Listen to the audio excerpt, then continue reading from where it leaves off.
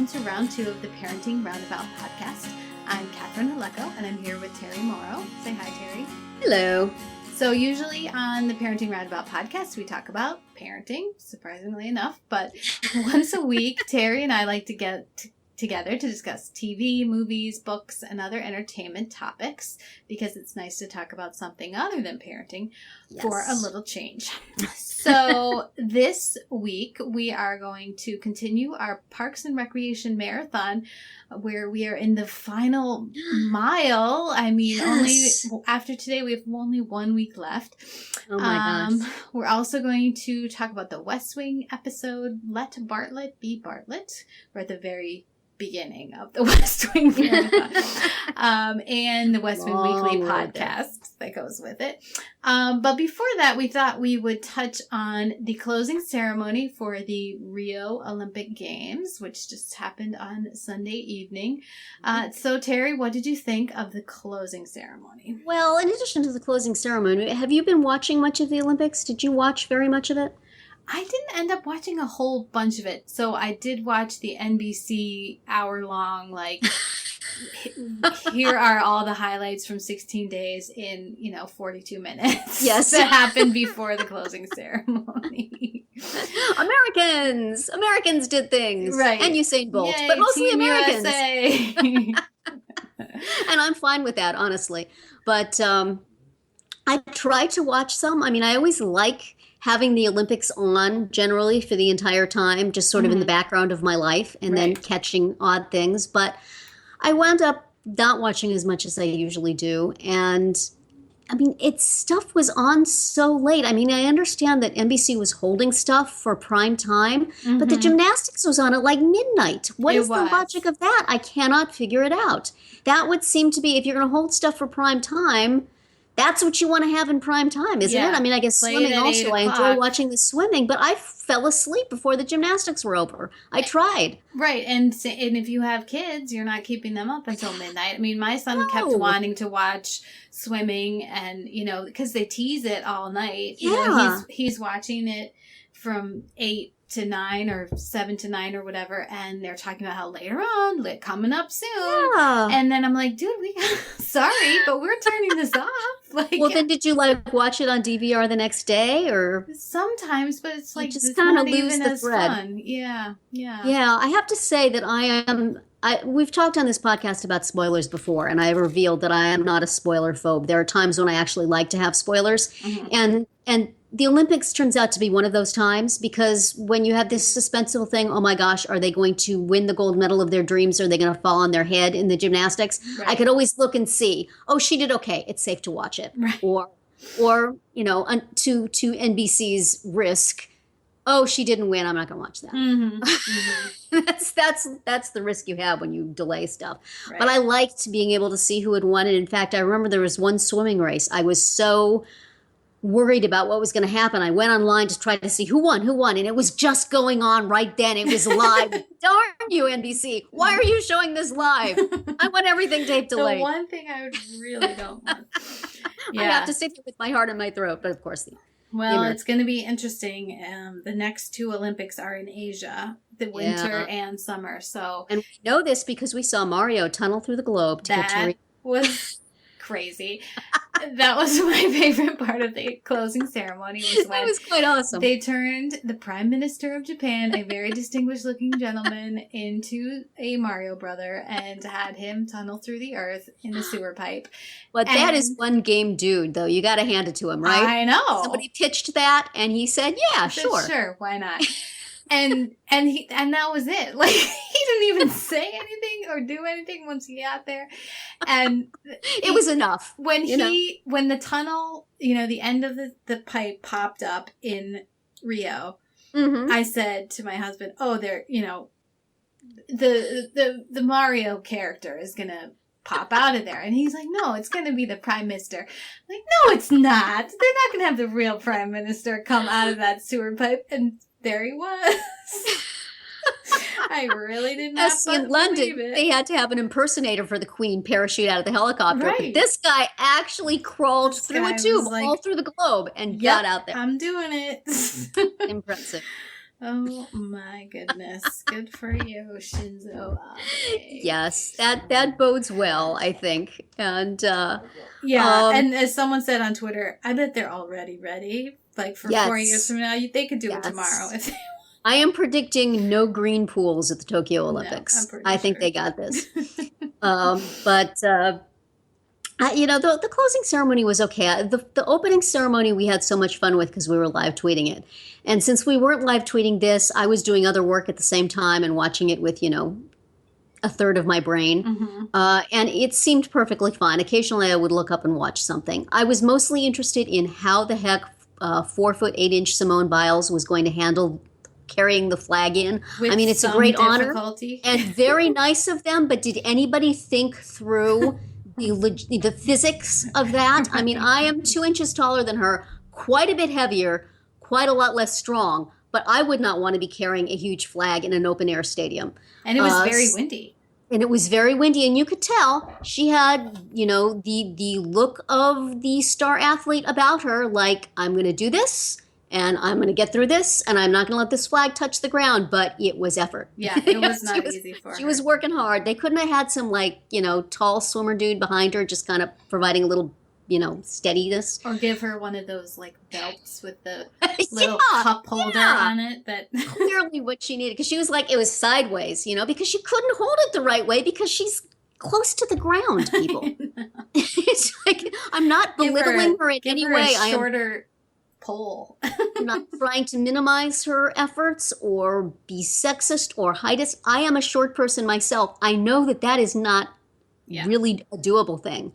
So God bless her. And it was hilarious when they were showing every athlete who walked by wanted to stop and take a selfie with her. She's like, oh my God, please can I put this flag down? That's what I was thinking too. All these pictures of her gritting her teeth. I'm doing the best I can.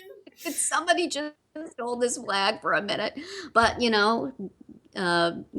representing America, we don't always do it perfectly, but by gosh, we get through it. Get it done. Well, I thought that the whole thing, it had some moments, but boy, was it just disjointed. It just kind of hopped from one thing to the next with maybe this was, maybe it needed better commentary because, look, God knows that I do enjoy Mary Carrillo, but those people were not making very much sense at all. But, I liked... I think they've been talking 3 solid weeks, so at some point there's just... Yeah. They're just opening their mouths and whatever comes out comes out. Something comes out.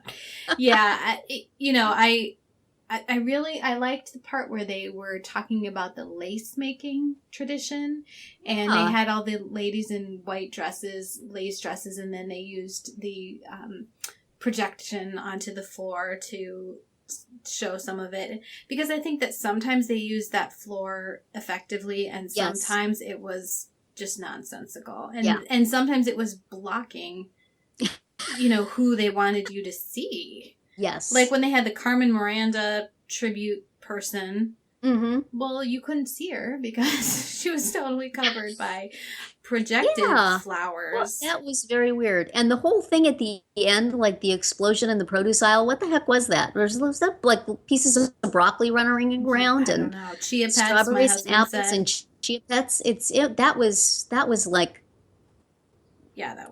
That was strange.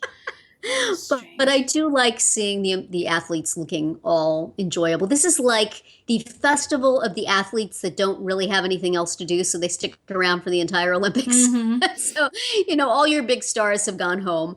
And all these your are criminals have also gone home. Yes, exactly. And no, these are just the people who, for this is the highlight of their 4 years. They're just gonna party, man. Let them party. And I like that. It's fun to see them every now and then. Yeah. All the ones who got eliminated in the first heat, all the ones who, they get their time on camera in their, so there's an opening ceremony outfit and a closing ceremony outfit. Have the Go Fund Yourself people been on this? Do they have a gallery up today? I haven't seen it yet. They may. The dress but that it was Simone a lot Biles harder was wearing was it was like a white I think it was shorts and a. I think it was shorts. Was and it a shorts? top. I hope it was shorts because I thought it was a skirt, and I'm like, add a degree of difficulty to carry the flag. She has to wear a short skirt too. Come on. No, I think they had shorts and like so. button-down shirts with t-shirts under them, and these like big crazy belts. I think that's what it looked uncomfortable to me. It looked like the kind of thing that's a thick fabric that that doesn't ever lay correctly on my body, but they looked fine. Yeah. I just wouldn't want to be wearing it. Well, I think, the closing ceremony outfits, I think some countries had different ones, but it was all very mixed together, which is nice. Yes. So I don't know that you're going to get a definitive review of the clothing. Yes. And because, as you pointed out, they all were wearing cheap plastic raincoats. Cheap transparent plastic raincoats are universal. Right. They unite the world. I have one of. I lost something fancier than that. This looks like the one. Yeah. Looks like the one you get in the little plastic pouch and throw in your purse, and it comes out. Or you buy off the street, or when it suddenly exactly starts when raining. It starts to rain, it doubles in price. Well, God bless them. Yes. But so that was the Olympics, and it's over for 2 more years until we get September 7th. Assuming that Rio can scrape together the money, the Paralympics will be going on. I really don't know what to expect. It doesn't sound good. It sounds like some of the money that was meant for the Paralympics went to fix problems with the Olympics. Yeah. And some of the countries aren't going to get grants they need to get their athletes there. And so some things are going to get cut back, which annoys me, even as I understand that the Olympics is the franchise, and that's what most people are wanting to watch and buy tickets to and see on TV. I hate Paralympics being the stepchild that, okay, here, we'll throw you a little time on our TV set, and whatever money we got left over, okay, here, you can come. It should be I don't know why they don't do them at the same time. I really wish they would. I'm sure there are a million good logistical reasons, but this is insulting. Well, or why are they waiting like 3 weeks? Why wouldn't they do it next week when everything is, just keep going with the venues and you would think food service and whatever else. Like, are they I'm sure there are take a many vacation? I don't know. I'm sure it takes a certain amount of time to clear out the remnants of the thousands of athletes who are there. Mm-hmm. And reset things. Right. But it doesn't look good. It makes them look like, we still have this to do. Right. So I again encourage our listeners, please find it when it starts. Find it. It will be somewhere on your TV. It is televised now. It is not necessarily NBC primetime. It is televised on some NBC affiliate, possession somewhere back on your cable dial with a few roundups on NBC on like a Saturday. Right. But, go look for it, find it, watch it, and tweet about it, mention it on Facebook, get the word out that people are interested in it because it's good stuff. Those sports are really fun and interesting to watch. And it's not like, look what those disabled people can do. Isn't this nice? And it's badass. They did have some, they did have at least one good commercial, I thought. The BMW one where it showed the racing wheelchair, which did kind of, and their little tagline was their hashtag at the end of that ad was far from over. Yeah. So I thought that was good. So hopefully we can get the word out, and maybe in 4 years when Tokyo is doing it, they can step it up. Right. I hope so.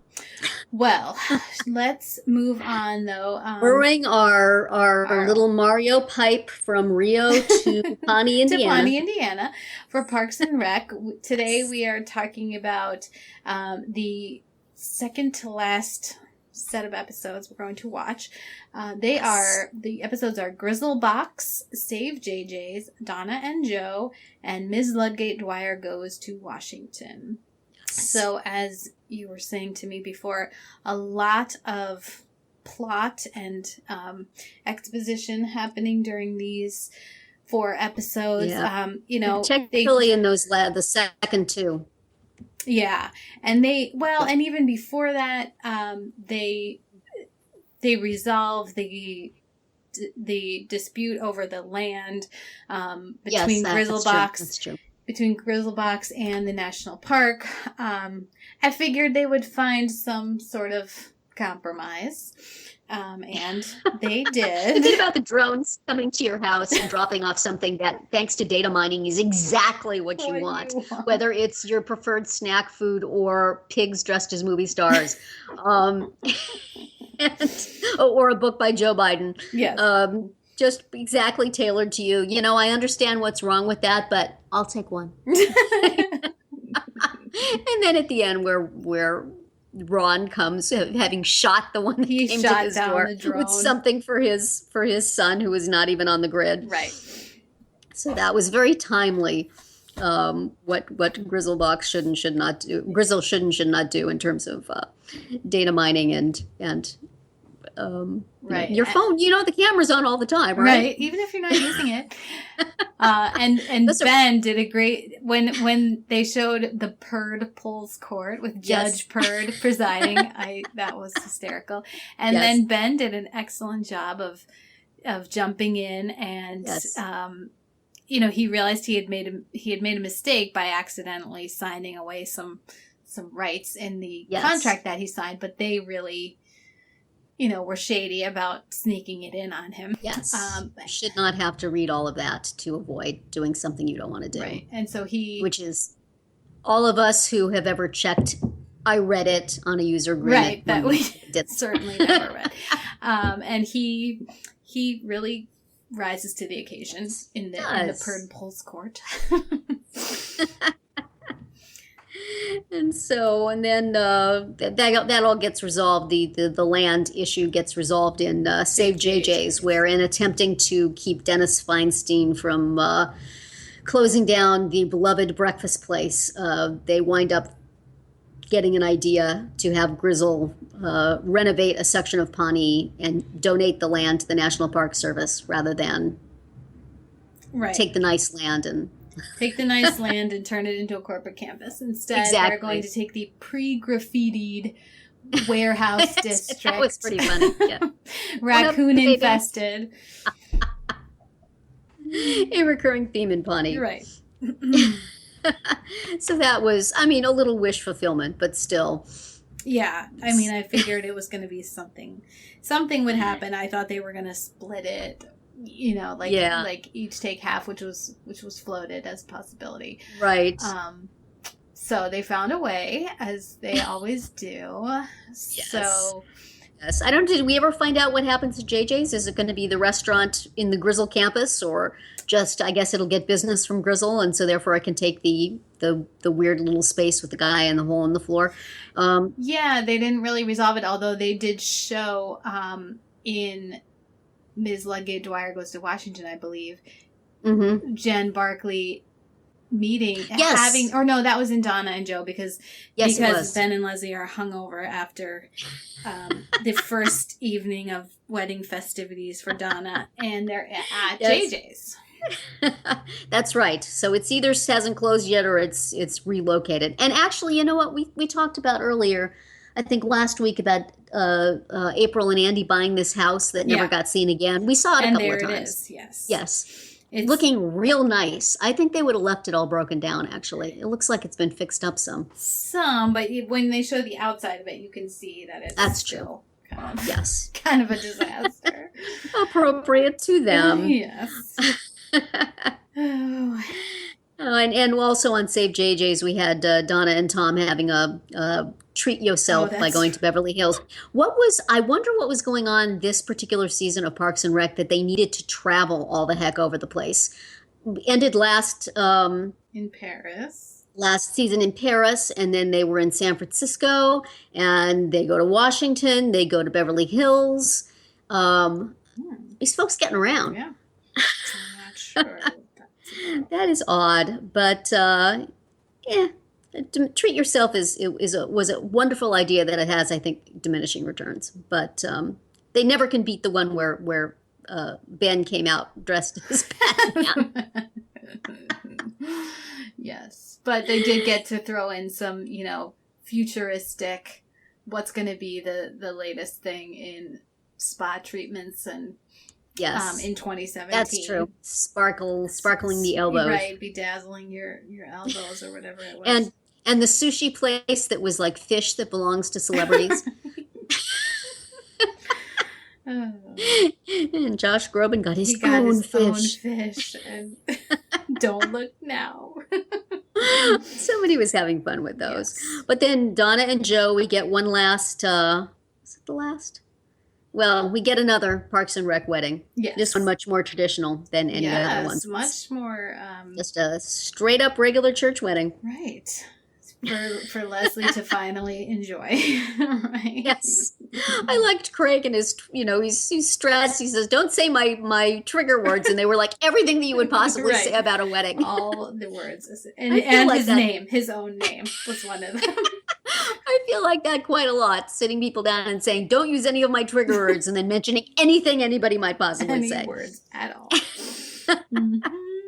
But that was fun. And I enjoyed April riding herd on the Meagles so hard that Donna was kind of disappointed. Right. And so then she brought in Questlove. Yes. To be Donna's, estranged brother who had fought with her over a microwave. That was pretty great. Those were fun. Yeah, they brought back Genuine again as her cousin. Mm-hmm. So and he's all ready to sing, and then it turns out that it was actually Craig. Surprise musical guest, Craig. Yes, but the other big storyline in that episode was Jen Barkley coming back into their lives. I really enjoyed all her talk about kids. It's like, yeah. I'm going to do whatever I want now because I don't have kids. Or when one of them goes running through the room, that was huge. That's right.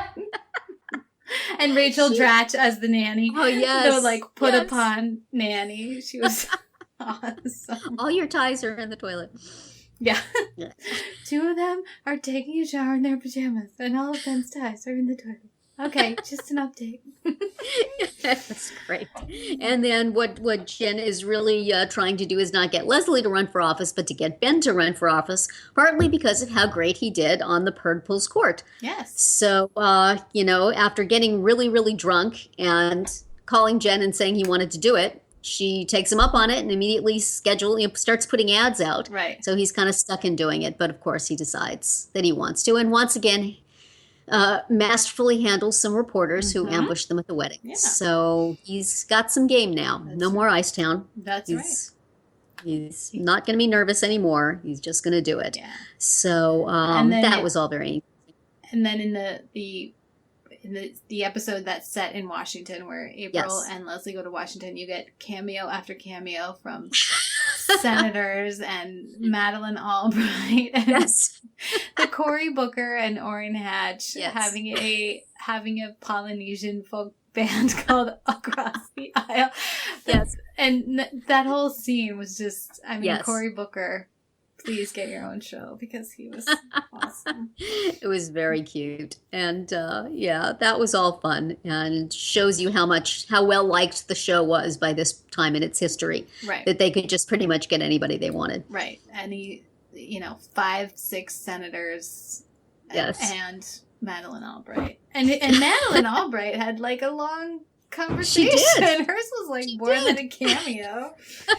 Oh my gosh. Yes. That was great. Yes. And then we have another appearance by our poor accountant guy who is constantly getting rejected by Ben. Yes. And now by Ben's friend. By Ben's proxy. Yes. Very sweet of Andy and Ron and Ben to be trying so hard to get April a job while she's meanwhile just going off and getting herself one on her own. She figures it out all on her own. So looks like we're all headed to Washington sometime soon. That's right. Which is, as we go through will be a theme in the next 4 episodes, obviously. Right. So the next 4 that we're going to watch for next week, finish up our marathon, cross the finish line. They are Pie Mary, the Johnny Karate Super Awesome Musical Explosion Show, which sounds amazing. And then the last 2 episodes are 2 funerals, and the finale is called One Last Ride. So join us as I hope not to spoil, but for anybody who hasn't seen these last episodes, when you're watching the Johnny Karate Super Awesome yada yada yada, pay attention to the commercials that go out the show goes out into the commercial. Pay attention, or else you're going to be rewinding. Okay. So good to know. Good to know. We're gonna watch those for next week, and then our next marathon that we're going to jump into, because we are super trained athletes. That's right. We are going to watch Sports Night, which is considerably shorter than anything else that we have attempted. 2 action-packed seasons, baby, and out. Yes. We will be done with Sports Night long before we're done with our other Aaron Sorkin watch of West Wing. Right. But it seems like a good time to watch. We're watching Aaron Sorkin drama. We're going to watch an Aaron Sorkin comedy. Yes. And see how they stack up. Yeah. So that's going to come up in 2 weeks after we have finished Parks and Rec. But let's just touch briefly on the West Wing, which, as you mentioned, we're watching. The episode that we just watched was Let Bartlet Be Bartlet, and we've been listening to the West Wing Weekly podcast along with it, which is a lot of fun. Yes. I was waiting. One thing they haven't done, I think that somebody could, and probably already has, somebody could write a doctoral dissertation on the use of the word okay in this show, because it can have 100 different meanings. It really can. And you could really get into, a deep analysis. Yes. There's a couple of times when Charlie says, okay. One of them has already happened. It was when Mrs. Landingham tells her little story about her sons dying in the war. And he responds with, okay. And there's one that's coming up in the first episode of next season that always seem odd to me. Mm-hmm. But I figure there must have been a reason that it was played that way, and that's just what that character would not have any way to respond to that other than just say, okay. Mm-hmm. But then, everybody else has their own. There's you're right. It's used any number of different ways. And it's such a simple word, but not accidentally placed by Aaron Sorkin, I think we've been encouraged to believe. I don't think he ever does anything accidentally. Yes, I liked the anecdote on the podcast about the scene between Bartlett and Leo, where they kind of fight it out about who's pushing who to the middle. Mm-hmm. They told the story there about Laura Innes, right? Who directed it and told them to just kept, peeled everything back and just made it very simple. And that's such a powerful scene. Yes. And having seen it before, it's like I'm just sitting there rubbing my hands, waiting to the moment where Leo says, "You push me there." Right. And then, we're off. We're off to the places. Yeah, this is it's a meaty episode with in terms of, not so much in terms of like big issues like we've had in some previous ones, but just in terms of the relationships among the staff. Yeah. And their kind of commitment and passion. And just the culmination of so much not getting what they wanted over the course of the season so far. Mm-hmm. So many times of dialing it back and not being bold. And just, the weight of Sam sitting in that meeting, knowing that it's just a meeting, and of the president sending Josh out to go dangle his feet. Mm-hmm. How day after day of hearing that, how frustrating that is. I think we've all had jobs like that where, you know that you're spending a lot of time on something that's never going to happen. Yeah. And the stakes are obviously so much more huge. How frustrating that would be. So the end where they decide that they're just going to, they're just going to go for it, is cathartic in a lot of ways. Mm-hmm. Very nicely done. And this is, I believe, the beginning of the end. Well, it's been the beginning of the end for Mandy for quite some time. Which is really kind of unfair, because she's about to jump off the cliff. Yes, because that was her job, and she's good at her job, and that's why they hired her. So they shouldn't be so offended that she can't. So arguably, if you're good at your job, you make sure there's nothing left on a hard drive. Right. You make sure everything is gone. Or Jen you Barkley just don't put your name on it. That's right. Yeah. Or you say when you join the new job, by the way, here's this thing I wrote. It might get out at some point. You should know what it says. Right. Not just hoping nobody ever sees it, because chances of that are not good. Right. But yeah, good episode and sort of a turning point towards the straightaway to the end of the season. Okay. In the beginning of next. And yeah, so next week we're going to watch the episode Mandatory Minimums. And the West Wing Weekly podcast comes out every Wednesday, just so you know. Right. So we are talking about it almost at the end of the cycle before the next one comes out. They already talked about Let Bartlet Be Bartlet last Wednesday, so as soon as you're done with this podcast, you could go look up that one. Right. So that is going to be it for our round 2 today. Please subscribe to our Parenting Roundabout podcast so you won't miss any of our episodes, including our daily speed rounds and our weekly group chats. As always, you can find recaps, links, and an opportunity to comment on our website at parentingroundabout.com. Bye, Terry. Bye-bye. Bye, everyone.